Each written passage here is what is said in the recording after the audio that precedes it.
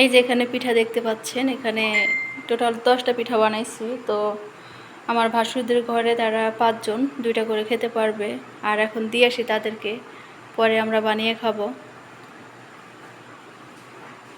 এখন না দিয়ে আসলে পরে আবার রাতের ভাত তারা খেয়ে ফেলবে, তো আগেই পিঠাগুলো দিয়ে আসি। সিনহা সিনহা দাদুর জন্য চাচুর জন্য কত যত্ন করে দেখেন পিঠাগুলো সাজিয়ে নিয়ে যাচ্ছে।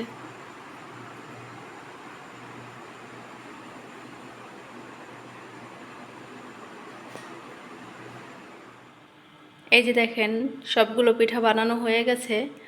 আর এখানে সবগুলো পিঠা কিন্তু আমি একা বানাইনি, সিনহা অর্ধেকটা বানাইছে আর আমি অর্ধেকটা বানাইছি।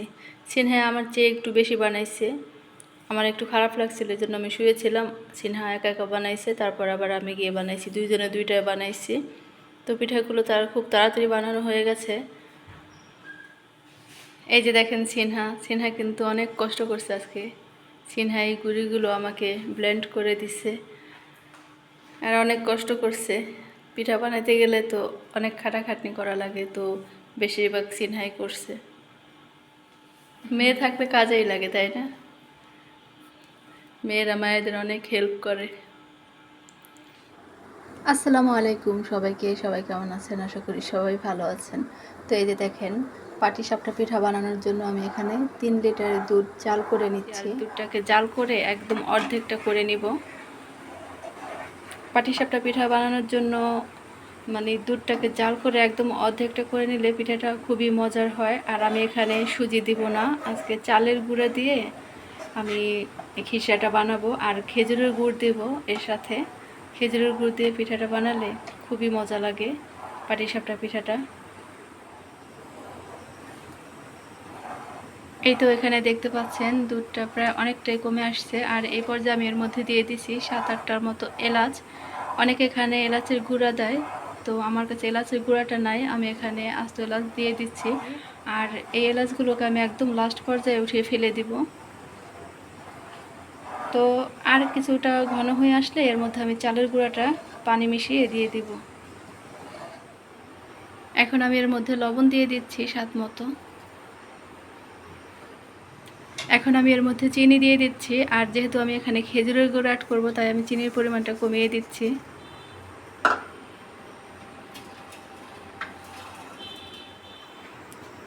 এই যে এখানে আমি চালের গুঁড়াটাকে পানি দিয়ে গুলিয়ে নিয়েছি। এখন আমি এই দুধের মধ্যে অল্প অল্প করে অ্যাড করে দিব। তো সিনহা আমাকে হেল্প করতেছে, এক হাত দিয়ে ভিডিও করতেছে আর এক হাত দিয়ে আমি নাড়তেছি, আর সিনহা দিয়ে দিচ্ছে।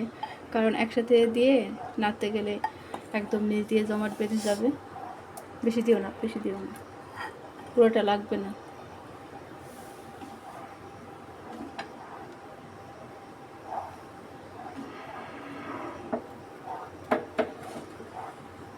দেখেন একদম ঘন হয়ে যাচ্ছে। এটাকে পর্যায়ে নেড়ে রাখতে হবে, না হলে নিচ দিয়ে একদম দলা পেকে যাবে, তলানিতে লেগে যাবে। এই পর্যায়ে কিন্তু নাড়া থামানো যাবে না। এর মধ্যে আমি খেজুরের গুড় গুলিয়ে রেখেছিলাম, সেই খেজুরের গুড়টা দিয়ে দিই। আর খেজুরের গুড়টা দিলে স্মেলটাও ভালো আসে আর কালারটা দেখতেও সুন্দর লাগে। তো এখন এটাকে অনবরত নাড়তে হবে। খিসাটা একদম সম্পূর্ণ হয়ে গেলে পরে আপনাদের সাথে শেয়ার করব। খিসাটা কিন্তু একদম ঘন হয়ে গেছে। এ পর্যায়ে খিসাটা নামিয়ে নিলে আরও শক্ত হয়ে যাবে। তো পাটিসাপটা পিঠা বানানোর জন্য খিসাটা কিন্তু একদম রেডি হয়ে গেছে।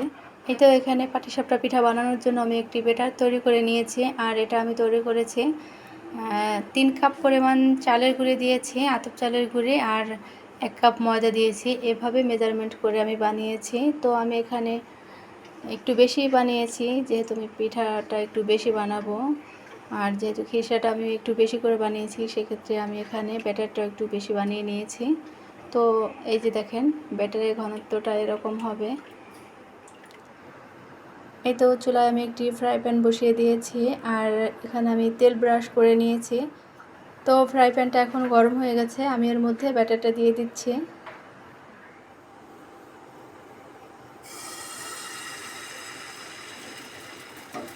তো তো ব্যাটারটা দিয়ে এটাকে একটু স্প্রেড করে দিতে হবে, এভাবে হাত দিয়ে একটু ঘুরিয়ে স্প্রেড করে দিতে হবে।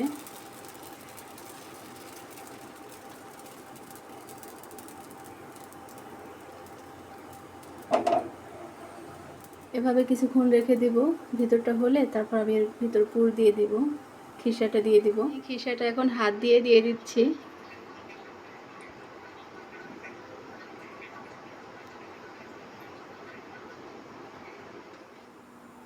তো পিঠাটা আমি এখন উল্টে নিচ্ছি।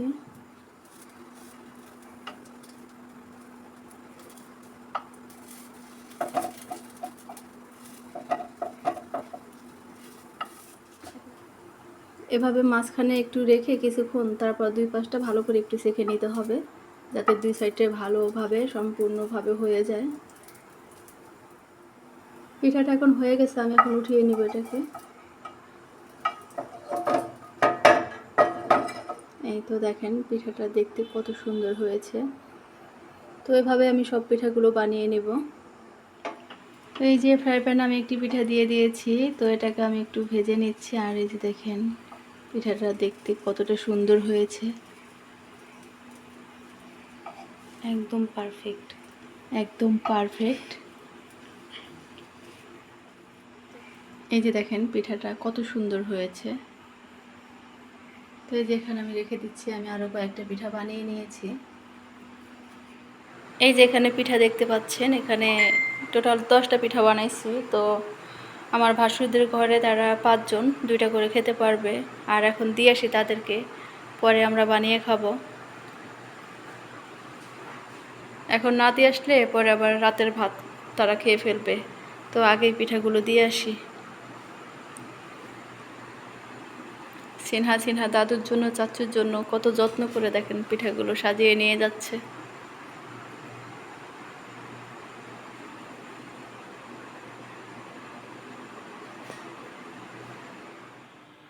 এই যে দেখেন সবগুলো পিঠা বানানো হয়ে গেছে।